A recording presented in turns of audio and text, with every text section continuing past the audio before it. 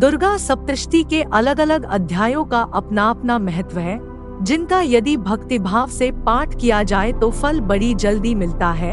यदि किसी भी जातक को राहु, शनि, मंगल से बुरे फल मिल रहे हो तो ये अध्याय पूरी क्षमता रखते हैं उनके बुरे दोषों को दूर करने में। हर अध्याय का अपना एक महत्व है। प्रथम अध्याय का पाठ हर प्रकार की चिंता मिटाने के लिए, मानसिक विकारों की वजह से आ रही अड़चनों को दूर करने के लिए, मन को सही दिशा की ओर ले जाने के लिए तथा जो चेतना खो गई है उसको एकत्रित करने के लिए किया जाता है। अध्याय 1 विनियोग। ओम। प्रथम चरित्र के ब्रह्मा ऋषि, महाकाली देवता, गायत्री छंद, नंदा शक्ति, रक्तदंती का बीज, अग्नि तत्व और ऋग्वेद स्वरूप है। श्री महाकाली देवता की प्रसन्नता के लिए प्रथम चरित्र के जप में विनियोग किया जाता है। भगवान विष्णु के सो जाने पर मधु और कैटअप को मारने के लिए कमल जन्मा ब्रह्मा जी ने जिनका स्तवन किया था, उन महाकाली देवी का मैं ध्यान करती हूँ। वे अपने 10 हाथों में खड्ग, चक्र, गदा, बाण, धनुष, परिघ, शूल, भुशुंडी, मस्तक और शंख धारण करती है। उनके 3 नेत्र हैं। वे समस्त अंगों में दिव्य आभूषणों से विभूषित हैं। उनके शरीर की कांति नील मणि के समान है तथा वे 10 मुख और 10 पैरों से युक्त हैं। ओम चंडिका देवी को नमस्कार है। मार्कंडेय जी बोले, सूर्य के पुत्र साविणी जो 8वें मनु कहे जाते हैं, उनकी उत्पत्ति की कथा विस्तार पूर्वक कहता हूँ, सुनो। सूर्य कुमार महाभाग सवर्णी भगवती महामाया के अनुग्रह से जिस प्रकार मनवंतर के स्वामी हुए, वही प्रसंग सुनाता हूँ। पूर्व काल की बात है। सुरथ नाम के एक राजा थे जो चात्र वंश में उत्पन्न हुए थे। उनका समस्त भूमंडल पर अधिकार था। वे प्रजा का अपने पुत्रों की भांति धर्म पूर्वक पालन करते थे। फिर भी उस समय कोला विध्वंसी नाम के क्षत्रिय उनके शत्रु हो गए। राजा सुरथ की दंडनीति बड़ी प्रबल थी। उनका शत्रुओं के साथ संग्राम हुआ। यद्यपि कोला विध्वंसी संख्या में कम थे, तो भी राजा सुरथ युद्ध में उनसे परास्त हो गए। तब वे युद्ध भूमि से अपने नगर को लौट आए और केवल अपने देश के राजा होकर रहने लगे। समूची पृथ्वी से अब उनका अधिकार जाता रहा, किंतु वहां भी उन प्रबल शत्रुओं ने महाभाग राजा सुरथ पर आक्रमण कर दिया। राजा का बल क्षीण हो चला था, इसलिए उनके दुष्ट, बलवान एवं दुरात्मा मंत्रियों ने वहां उनकी राजधानी में भी राजकीय सेना और खजाने को वहां से हथिया लिया। सुरथ का प्रभुत्व नष्ट हो चुका था, इसलिए वे शिकार खेलने के बहाने घोड़े पर सवार हो वहां से अकेले ही एक घने जंगल में चले गए। वहां उन्होंने मेधा मुनि का आश्रम देखा, जहां कितने ही हिंसक जीव अपनी स्वाभाविक हिंसावृत्ति छोड़कर परम शांत भाव से रह रहे थे। मुनि के बहुत से शिष्य उस वन की शोभा बढ़ा रहे थे। वहां जाने पर मुनि ने उनका सत्कार किया। उन मुनि श्रेष्ठ के आश्रम में राजा सुरथ इधर उधर विचरते हुए कुछ काल तक वहां रहे। फिर ममता से आकृष्टचित्त होकर उस आश्रम में इस प्रकार चिंता करने लगे, पूर्व काल में मेरे पूर्वजों ने जिसका पालन किया था, वही नगर आज मुझसे रहित है। पता नहीं मेरे दुराचारी मंत्रीगण उसकी धर्म पूर्वक रक्षा करते हैं या नहीं। जो सदा मद की वर्षा करने वाला और शूरवीर था, वह मेरा प्रधान हाथी अब शत्रुओं के अधीन होकर न जाने किन भोगों को भोगता होगा। जो लोग मेरी कृपा, धन और भोजन पाने से सदा मेरे पीछे पीछे चलते थे, वे निश्चय ही अब दूसरे राजाओं को अनुसरण करते होंगे। उन अपव्ययी लोगों के द्वारा खर्च होते रहने के कारण अत्यंत कष्ट से जमा किया हुआ मेरा वह खजाना भी खाली हो जाएगा। ये तथा और भी कई बातें राजा सुरथ निरंतर सोचते रहते थे। एक दिन उन्होंने वहां मेधा मुनि के आश्रम के निकट एक वैश्य को देखा और उससे पूछा, भाई तुम कौन हो? यहाँ तुम्हारे आने का क्या कारण है? तुम क्यों शोकग्रस्त और अनमने से दिखाई देते हो? राजा सुरथ का यह प्रेम पूर्वक कहा हुआ वचन सुनकर वैश्य ने विनीत भाव से उन्हें प्रणाम करके कहा, राजन, मैं धनियों के कुल में उत्पन्न एक वैश्य हूँ। मेरा नाम समाधि है। मेरे दुष्ट स्त्री और पुत्रों ने धन के लोभ से मुझे घर से बाहर निकाल दिया है। मैं इस समय धन, स्त्री और पुत्र से वंचित हूँ। मेरे विश्वसनीय बंधुओं ने मेरा ही धन लेकर मुझे दूर कर दिया है। इसलिए दुखी होकर मैं वन में चला आया हूँ। यहाँ रहकर मैं इस बात को नहीं जानता कि मेरे पुत्र, स्त्री और स्वजन कुशल है या नहीं। इस समय घर में वे कुशल से रहते हैं अथवा उन्हें कोई कष्ट है। वे मेरे पुत्र कैसे हैं? क्या वे सदाचारी हैं अथवा दुराचारी हो गए हैं? राजा ने कहा, जिन लोभी स्त्री पुत्र आदि ने धन के कारण तुम्हें घर से निकाल दिया, उनके प्रति तुम्हारे चित्त में इतना स्नेह क्यों है? वैश्य बोला, आप मेरे विषय में जो बात कहते हैं वह सब ठीक है, किंतु क्या करूं, मेरा मन निष्ठुरता नहीं धारण करता। जिन्होंने धन के लोभ में पड़कर पिता के प्रति स्नेह, पति के प्रति प्रेम तथा आत्मीय जन के प्रति अनुराग को तिलांजलि दे मुझे घर से निकाल दिया है, उन्हीं के प्रति मेरे हृदय में इतना स्नेह है। महामते, गुणहीन बंधुओं के प्रति भी जो मेरा चित्त इस प्रकार प्रेम मग्न हो रहा है, यह क्या है? इस बात को मैं जानकर भी नहीं जान पाता। उनके लिए मैं लंबी सांसें ले रहा हूँ और मेरा हृदय अत्यंत दुखित हो रहा है। उन लोगों में प्रेम का सर्वथा अभाव है, तो भी उनके प्रति जो मेरा मन निष्ठुर नहीं हो पाता, इसके लिए क्या करूं? मार्कंडेय जी कहते हैं, तदंतर राजाओं में श्रेष्ठ सुरथ और वह समाधि नामक वैश्य दोनों साथ साथ मेधा मुनि की सेवा में उपस्थित हुए। उन्हें प्रणाम करके उनके सामने बैठ गए। तत्पश्चात वैश्य और राजा ने कुछ वार्तालाप आरंभ किया। राजा ने कहा, भगवान, मैं आपसे एक बात पूछना चाहता हूँ, उसे बताइए। मेरा चित्त अपने अधीन न होने के कारण वह बात मेरे मन को बहुत दुख देती है। मुनि श्रेष्ठ, जो राज्य मेरे हाथ से चला गया है, उसमें और उसके संपूर्ण अंगों में मेरी ममता बनी हुई है, यह जानते हुए भी कि वह अब मेरा नहीं है। अज्ञानी की भांति मुझे उसके लिए दुख होता है। यह क्या है? इधर यह वैश्य भी घर से अपमानित होकर आया है। इसके पुत्र, स्त्री और भृत्यों ने इसको छोड़ दिया है। स्वजनों ने भी इसका परित्याग कर दिया है, तो भी इसके हृदय में उनके प्रति अत्यंत स्नेह है। इस प्रकार यह तथा मैं दोनों ही बहुत दुखी हैं, जिसमें प्रत्यक्ष दोष देखा गया है। उस विषय के लिए भी हमारे मन में ममता जनित आकर्षण पैदा हो रहा है। महाभाग, हम दोनों समझदार हैं, तो भी हम में जो मोह पैदा हुआ है, यह क्या है? विवेक शून्य पुरुष की भांति मुझमें और इसमें भी यह मूढ़ता प्रत्यक्ष दिखाई देती है। ऋषि बोले, महाभाग, विषय मार्ग का ज्ञान सब जीवों को है। इसी प्रकार विषय भी सबके लिए अलग अलग है।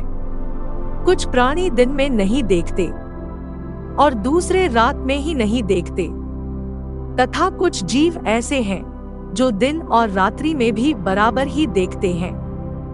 यह ठीक है कि मनुष्य समझदार होते हैं, किंतु केवल वे ही ऐसे नहीं होते। पशु पक्षी और मृग आदि सभी प्राणी समझदार होते हैं। मनुष्यों की समझ भी वैसी ही होती है जैसी उन मृग और पक्षियों की होती है, तथा जैसी मनुष्यों की होती है वैसी ही उन मृग पक्षी आदि की होती है। यह तथा अन्य बातें भी प्राय दोनों में समान ही है। समझ होने पर भी इन पक्षियों को तो देखो, यह स्वयं भूख से पीड़ित होते हुए भी मोहवश बच्चों की चोंच में कितने चाव से अन्न के दाने डाल रहे हैं। नरश्रेष्ठ, क्या तुम नहीं देखते कि ये मनुष्य समझदार होते हुए भी लोभवश अपने किए हुए उपकार का बदला पाने के लिए पुत्रों की अभिलाषा करते हैं? यद्यपि उन सब में समझ की कमी नहीं है, तथापि वे संसार की स्थिति अर्थात जन्म मरण की परंपरा बनाए रखने वाले भगवती महामाया के प्रभाव द्वारा ममतामय भंवर से युक्त मोह के गहरे गर्त में गिराए जाते हैं। इसलिए इसमें आश्चर्य नहीं करना चाहिए। जगदीश्वर भगवान विष्णु की योग निद्रा रूपा जो भगवती महामाया है, उन्हीं से यह जगत मोहित हो रहा है। वे भगवती महामाया देवी ज्ञानियों के भी चित्त को बलपूर्वक खींचकर मोह में डाल देती है। वे ही इस संपूर्ण चराचर जगत की सृष्टि करती है तथा वे ही प्रसन्न होने पर मनुष्यों को मुक्ति के लिए वरदान देती है। वे ही पराविद्या, संसार बंधन और मोक्ष की हेतुभूता सनातनी देवी तथा संपूर्ण ईश्वरों की भी अधीश्वरी है। राजा ने पूछा, भगवन, जिन्हें आप महामाया कहते हैं, वे देवी कौन है? ब्राह्मण, उनका आविर्भाव कैसे हुआ तथा उनके चरित्र कौन कौन है? ब्रह्मा वेताओं में श्रेष्ठ महर्षि। उन देवी का जैसा प्रभाव हो, जैसा स्वरूप हो और जिस प्रकार प्रादुर्भाव हुआ हो, वह सब मैं आपके मुख से सुनना चाहता हूँ। ऋषि बोले, राजन, वास्तव में तो वे देवी नित्य स्वरूपा ही है। संपूर्ण जगत उन्हीं का रूप है तथा उन्होंने समस्त विश्व को व्याप्त कर रखा है, तथापि उनका प्राकट्य अनेक प्रकार से होता है। वह मुझसे सुनो। यद्यपि वे नित्य और अजन्मा है, तथापि जब देवताओं को कार्य सिद्ध करने के लिए प्रकट होती है, उस समय लोक में उत्पन्न हुई कहलाती है। कल्प के अंत में संपूर्ण जगत जल में डूबा हुआ था। सबके प्रभु भगवान विष्णु शेषनाग की शैया बिछाकर योगनिद्रा का आश्रय ले शयन कर रहे थे।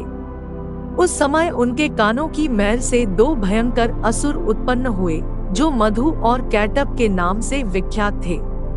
वे दोनों ब्रह्मा जी का वध करने को तैयार हो गए।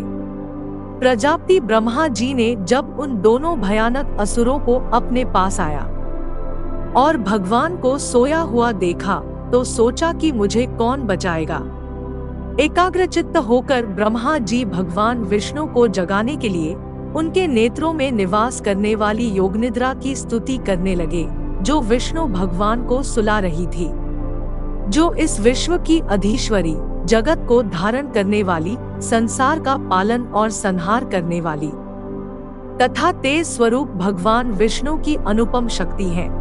उन्हीं भगवती निद्रा देवी की ब्रह्मा जी स्तुति करने लगे। ब्रह्मा जी ने कहा, देवी तुम ही स्वाहा, तुम ही स्वधा और तुम ही वशटकार हो। स्वर भी तुम्हारे ही स्वरूप है। तुम ही जीवनदायिनी सुधा हो।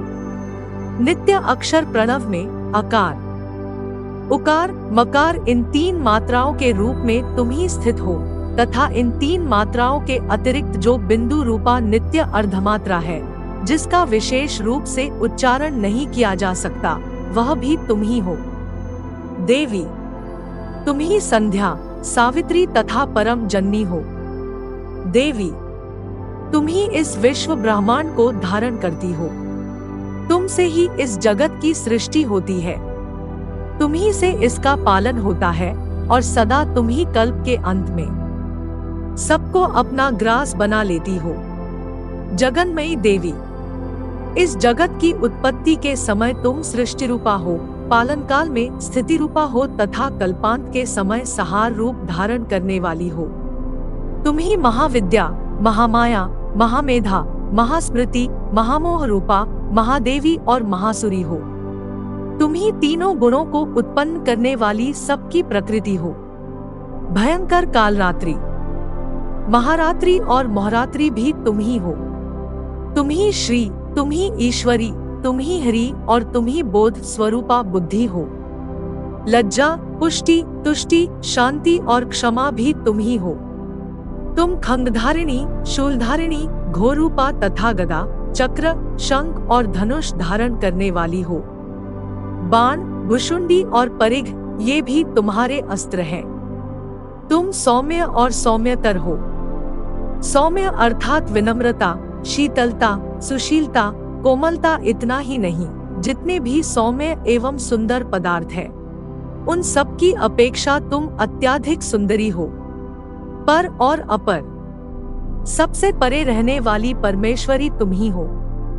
सर्व स्वरूपे देवी, कहीं भी सत असत रूप जो कुछ वस्तुएं हैं और उन सब की जो शक्ति है वह तुम ही हो।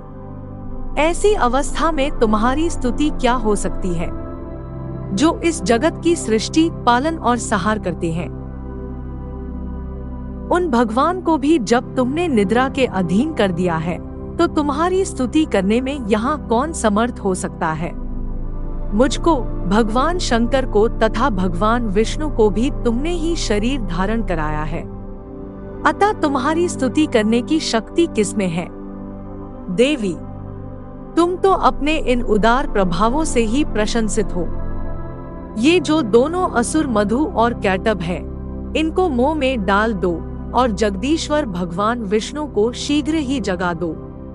साथ ही इनके भीतर इन दोनों असुरों को, मधु और कैटभ को मार डालने की बुद्धि उत्पन्न कर दो।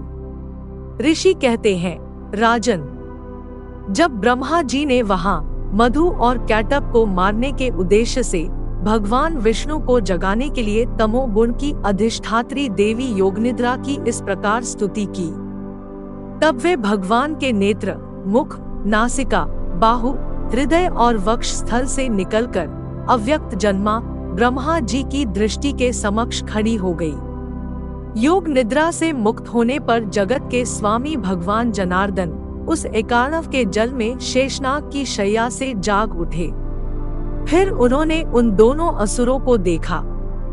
वे दुरात्मा मधु और कैटभ अत्यंत बलवान तथा पराक्रमी थे और क्रोध से आंखें लाल किए ब्रह्मा जी को खा जाने के लिए उद्योग कर रहे थे। तब भगवान श्री हरि ने उठकर उन दोनों के साथ 5000 वर्षों तक केवल बाहु युद्ध किया। वे दोनों भी अत्यंत बल के कारण उन्मत्त हो रहे थे। तब महामाया ने उन्हें मोह में डाल दिया और वे भगवान विष्णु से कहने लगे, हम तुम्हारी वीरता से संतुष्ट हैं, तुम हम लोगों से कोई वर मांगो। श्री भगवान बोले, यदि तुम दोनों मुझ पर प्रसन्न हो तो अब मेरे हाथ से मारे जाओ। बस इतना सा ही मैंने वर मांगा है, यहाँ दूसरे किसी वर से क्या लेना है। ऋषि कहते हैं, उन दैत्यों को अब अपनी भूल मालूम पड़ी। उन्होंने देखा कि सब जगह पानी ही पानी है और कहीं भी सूखा स्थान नहीं दिखाई दे रहा है। कल प्रलय के अंत में संपूर्ण जगत जल में डूबा हुआ था। तब कमल नयन भगवान से कहा, जहाँ पृथ्वी जल में डूबी हुई न हो, जहाँ सूखा स्थान हो, वही हमारा वध करो। ऋषि कहते हैं, तब तथास्तु कहकर शंख, चक्र और गदा धारण करने वाले भगवान ने उन दोनों के मस्तक अपनी जांघ पर रखकर चक्र से काट डाले। इस तरह से यह देवी श्री ब्रह्मा जी के स्तुति करने पर प्रकट हुई थी। अब तुमसे उनके प्रभाव का वर्णन करता हूँ, सो सुनो। श्री मार्कंडेय पुराण में सावर्णिक मनवंतर देवी महात्म्य मधु कैटभ वध नामक प्रथम अध्याय संपूर्ण हुआ। तो दोस्तों, कैसी लगी आपको ये दुर्गा सप्तशती की पूर्ण हिंदी अनुवादित प्रथम अध्याय? कमेंट सेक्शन में जरूर बताइएगा। और अगर अच्छी लगी हो तो एक लाइक करके इस चैनल को सब्सक्राइब कर लीजिएगा और हाँ, नोटिफिकेशन बेल को जरूर से प्रेस कर लीजिएगा। तो मिलते हैं अब एक नए अध्याय में। तब तक के लिए अपना ख्याल रखें और स्वस्थ रहें। धन्यवाद।